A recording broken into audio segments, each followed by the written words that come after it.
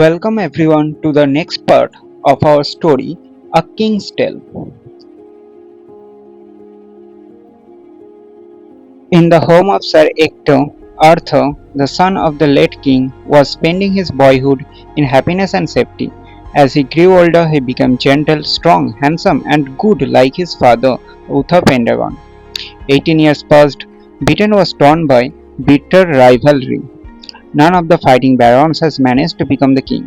The people longed for the old days of peace and prosperity under Uther Pendragon. It was Christmas time, a time of festivity, but all around Britain, people were hungry, cold, and frightened. One day, in a churchyard, people found a large stone on which was fixed a magnificent sword. Upon the stone, in gold letters, was inscribed, "Whoever pulls out this sword is by right of birth the King of England." Immediately, the eager barons who longed to become the king jostled among themselves to lift the sword, but none succeeded. The sword remained fixed to the stone. It was Arthur, at the age of 18, who succeeded in lifting the sword for the first time. The barons were angry and disappointed. They demanded a test. Upon a bright May morning, a great trial took place in the presence of many people. There were the peasants, the craftsmen, the merchants, as well as the barons. In front of everyone, Arthur, slender and young, lifted the sword easily. The crowd hailed him as the king. After becoming the king of England, Arthur's first duty was to secure peace in England. He was helped by wise Merlin. Like his father, Arthur was concerned about the good of the common people. King Arthur fought battles so that no one could ill-treat the humblest of his subjects. King Arthur had lost his royal sword in a battle. One day Merlin took him to a valley of sweet-smelling flowers. At the edge of the plain there was a deep lake. As Arthur approached to the lake, a beautiful arm with golden bracelets rose from the water. The hand held a sword set with rubies and emeralds. Thank you. Now let's have a line-by-line explanation of the text as well as Bengali meaning. So what we have here, in the home of Sir Ector বাড়িতে Arthur, the son of the late king, মৃত রাজার পুত্র, was spending his boyhood, তার বাল্যকাল অতিবাহিত করছিল in happiness and safety, নিরাপত্তা এবং সুখের সঙ্গে. As he grew older, যখন সে বড় হয়ে উঠল, he become gentle, সে খুবই বিনয়ী হলো, স্ট্রং, শক্তিশালী হলো, হ্যান্ডসাম এবং দেখতেও সুন্দর হলো, as and good like his father Uther Pendragon, এবং তার বাবা উথার পেন্ডাগনের মতোই খুবই একজন ভালো মানুষ হলো। ওকে, 18 year passed, 18 বছর কেটে গেল। Britain was torn by bitter rivalry, Britain এই তিক্ত প্রতিদ্বন্দ্বিতায় একদম বিচ্ছিন্ন হয়ে গেছিল। None of the fighting barons had manage to become the king, এই যারা মানে একে অপরের সঙ্গে যুদ্ধ করছিল সেই সব ব্যারনসের মধ্যে কেউই রাজা হওয়া যোগ্য হয়ে উঠল না। The people long for the old days of peace and prosperity under Uther Pendragon, Uther পেন্ডাগনের রাজত্বে যে শান্তি এবং সমৃদ্ধি ছিল সেইটা লোকজন খুব চাইতে থাকলো। ইট ওয়াজ ক্রিসমাস টাইম, বড়দিনের সময় এলো, আর টাইম অফ ফেস্টিভ্যাল, এটা উৎসবের সময়। বাট অল অ্যারাউন্ড ব্রিটেন, কিন্তু সমগ্র ব্রিটেন জুড়ে পিপল ওয়্যার হাংরি, লোকজন খুবই ক্ষুধার্ত ছিল, কোল্ড, ঠান্ডায় কষ্ট পাচ্ছিল, অ্যান্ড ফ্রাইটেন্ড, এবং ভয়ও পাচ্ছিল। ওয়ান ডে, একদিন, ইন আ চার্চইয়ার্ড, একটা চার্চইয়ার্ডে, চার্চইয়ার্ড মানে হচ্ছে চার্চের যে পিছনের জায়গা বা চার্চের যে জমি, সেরকম একটা জায়গা যেখানে সাধারণত মৃতদের মানে দাফন করা হয়।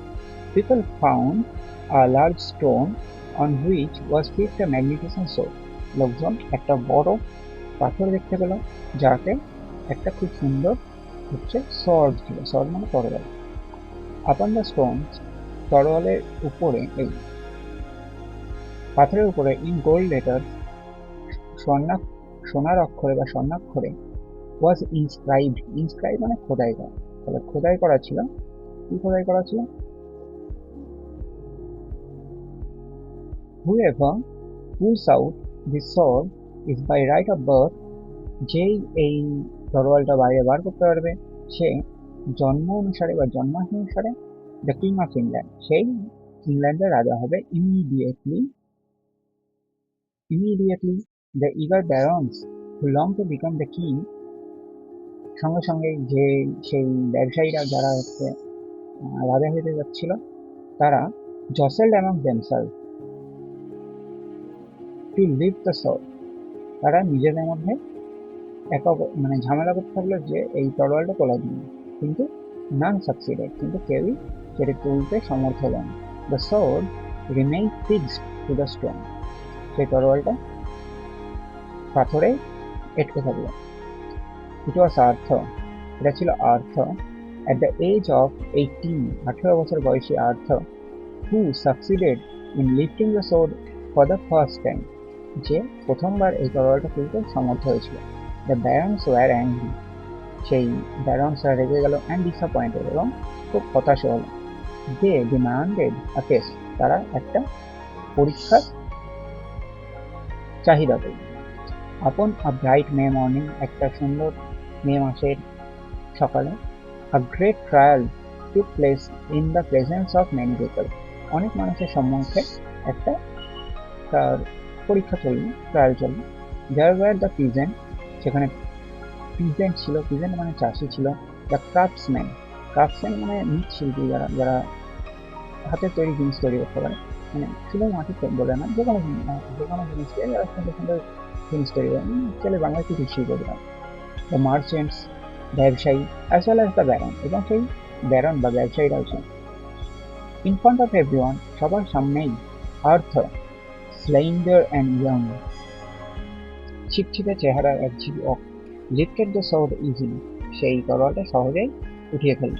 The crowd hailed him as the king, সেই জনগণ তাকে রাজা হিসাবে সবাই ওয়েলকাম করলো, স্বাগত জানালো।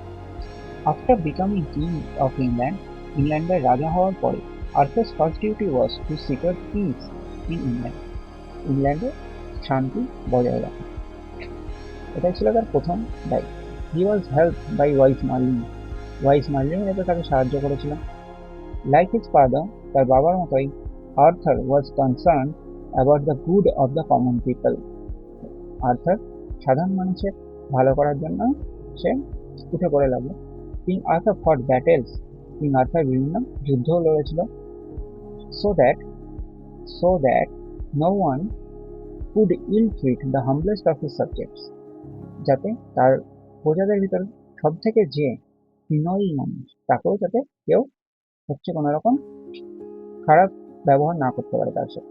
King Arthur had lost his royal sword in a battle, king Arthur একটা যুদ্ধে তার সেই যে তরোয়ালটা, সেই তরোয়ালটাকে হারিয়ে ফেলেছিল। ওয়ান ডে, একদিন, Merlin took him to a valley of sweet smelling flowers, সুগন্ধ ফুলযুক্ত একটা উপত্যকায় মার্লিন তাকে নিয়ে গেল। At the edge of the plain there was a deep lake, সেই সমতলের একদম ধারে, একদম শেষের দিকে, একদম ধারের দিকে একটা খুব সুন্দর ডিপ লেক ছিল, একটা খুব গভীর হচ্ছে হ্রদ ছিল।